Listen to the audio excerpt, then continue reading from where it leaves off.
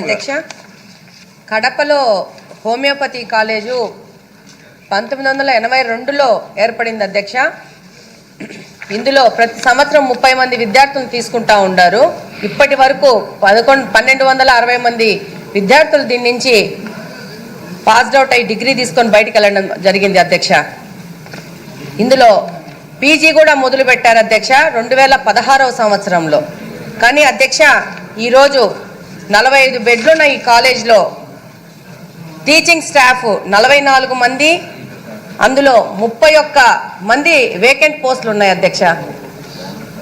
అలాగే 13 మంది మాత్రమే ఈ కాలేజ్లో పనిచేస్తూ ఉన్నారు.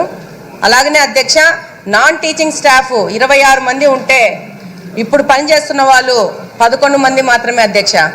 మీ ద్వారా మంత్రి గారి దృష్టికి తీసుకెళ్తున్నాను అధ్యక్ష. చాలా స్టాఫ్ లేక కాలేజ్ ఇబ్బంది పడుతోంది. అలాగనే మా దృష్టికి వచ్చిన విషయం ఏంటంటే అధ్యక్ష, సెక్యూరిటీ కోసం కూడా వాచ్మెన్ కూడా పెట్టలేని పరిస్థితిలో కాలేజ్ ఉంది అధ్యక్ష. తప్పకుండా మంత్రి గారు ఈ యొక్క కడపలో ఉన్న హోమియోపతి కాలేజ్ మీద ఒకసారి దృష్టి సారించి దీని మీద సరైన చర్యలు తీసుకోవాలని కోరుకుంటున్నాము. అలాగనే అధ్యక్ష, ఈ కాలేజీకి గాను ఓల్డ్ రీమ్స్లో 50 సెంట్లు కేటాయించడం కూడా జరిగింది విత్ కాలేజ్ హాస్పిటల్ కన్స్ట్రక్షన్ కోసము. దానికోసము APMSIDC ప్రపోజల్స్ 24 కోట్లకు పంపించడం జరిగింది. కానీ ఫండ్స్ ఏవి శాంక్షన్ కాలేదు అధ్యక్ష. ఇవి మంత్రి గారి దృష్టికి తీసుకెళ్తున్నాను అధ్యక్ష. Thank you. మంత్రి గారు. ధన్యవాదాలు అధ్యక్ష.